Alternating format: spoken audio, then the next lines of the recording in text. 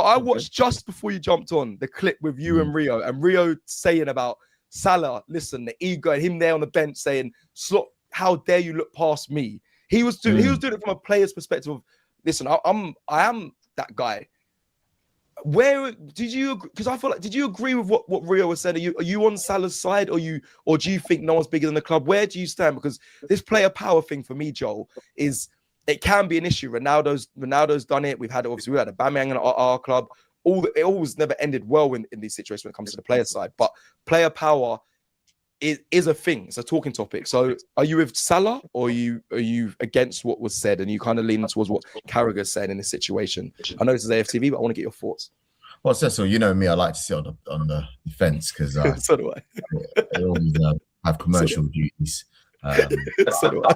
Well, I have to be honest with you, right? If I'm to be completely honest, go on. I want to start off with Jamie Carragher's explosive interview with Sky Sports title, right? And I thought for the first minute, Jamie was right.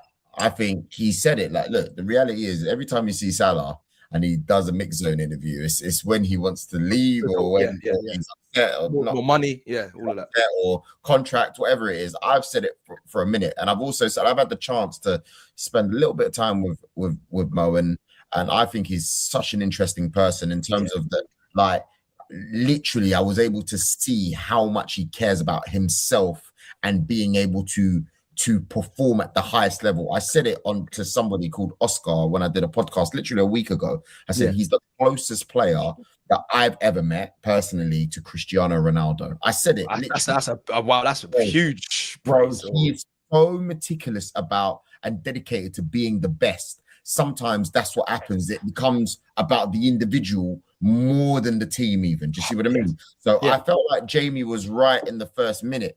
But then my man started talking about, you were seen as a failure at Chelsea and Egypt, and, they ain't won nothing, and Egypt are the biggest nation. I felt like saying, hang on a minute, Mr. Carragher. A few months ago, you were pulled up because you said, AFCON wasn't a major tournament. Fair. All of a sudden, to move the narrative, you know what I mean? So and the reason why I'm very careful when I say, I know I joke when I say, for commercial reasons, but I always think, football clubs, they're like a workplace, mate. They are. You guys are. We all work somewhere, or whether you contract, whatever it is you do, you just don't know what's really happened there. In one side, you could have the fact that the club has used them as a scapegoat. Maybe they have. I'm not saying they have. I'm saying maybe they have.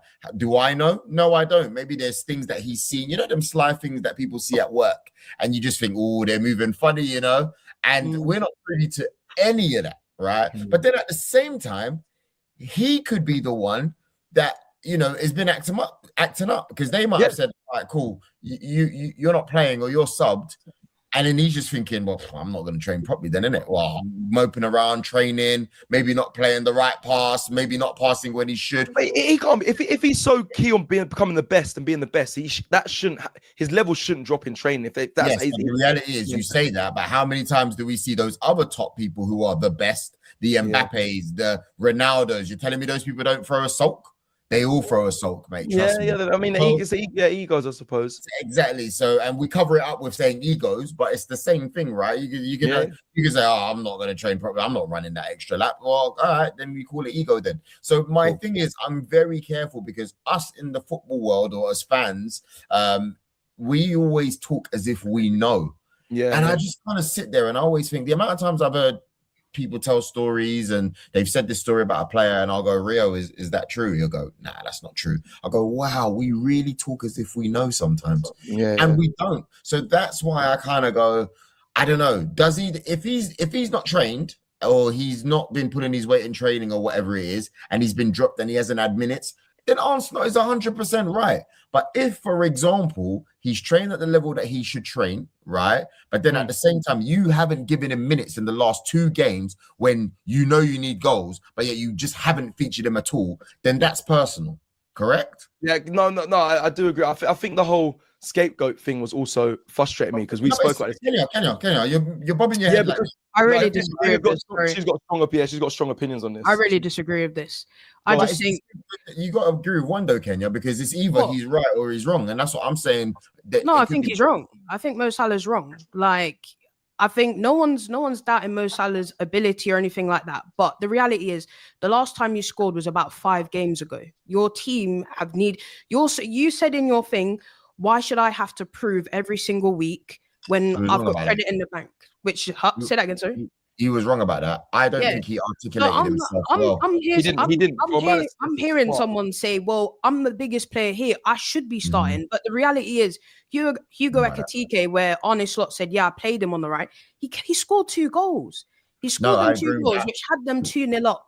Now, I remember at the time, me and my dad were watching a game, and he said, yeah, but you should bring in Salah on. I said, why would I bring on a guy who's not scoring at the moment, not assisting, and he doesn't defend against a team that have just beaten Chelsea at home? We know Ellen Road already is on the hype team, and look what happened in the last minute. They equalised. Like, there's, I don't know. He hasn't featured. Correct me if I'm wrong, but he hasn't featured no minutes in the last 2 games, right? Or he played 45 minutes against Sunderland. So again, you've played every single game but 2 this season, and that's how you act. That is so unprofessional. But again, though, Kenya, you're not privy to see what's happening behind the scenes. That's my only thing, by the way. If what you're saying is that's all that's happened, then you're right. Do you get where I'm coming from? Because you're right, because you shouldn't be acting like that. If that's what it is, you're supposed to be a representation of the club and you're not acting right. But then at the same time, I feel like football is beautiful, but at the same time, there's so much politics here that it could kill anyone.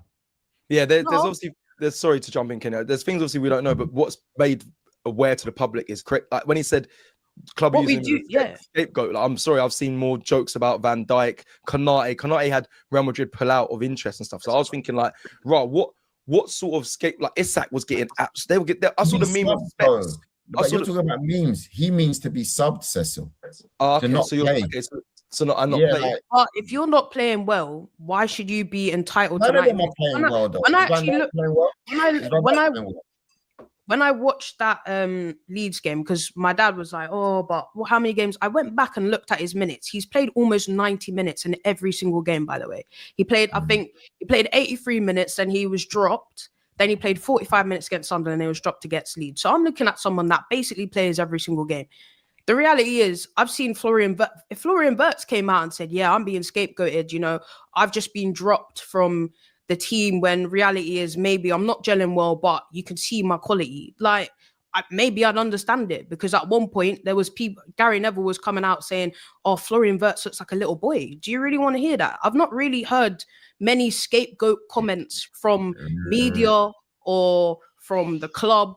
Like, they've actually persisted with you, and this is how you act after missing 2 games. Sorry, I can't back that. Sorry, it's crazy. God, Joe. Getting fair. God, Joe.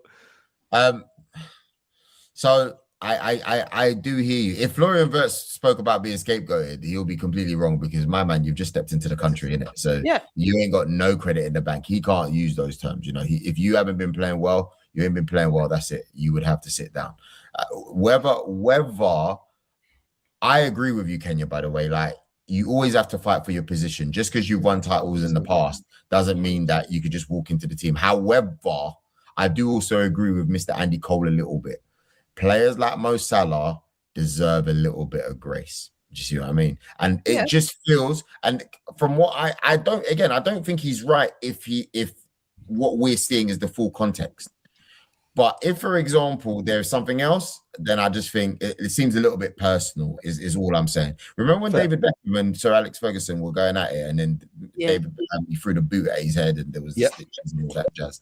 I remember there was that Champions League game, second leg, like Ronaldo was just terrorizing him. Remember, like, it was just mad. Yeah.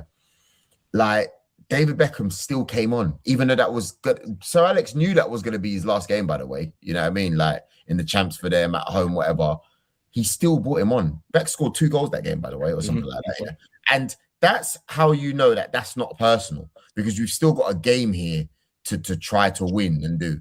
And I just kind of feel like no matter how bad we say Salah is, they've all been bad. Besides, so we could talk about, but he's been Van Dijk wouldn't like it if he missed the game, or Konate wouldn't like it if he missed the game, and it is what it is, isn't it? He's not happy. Can I jump in, Marty? I want to bring you in here.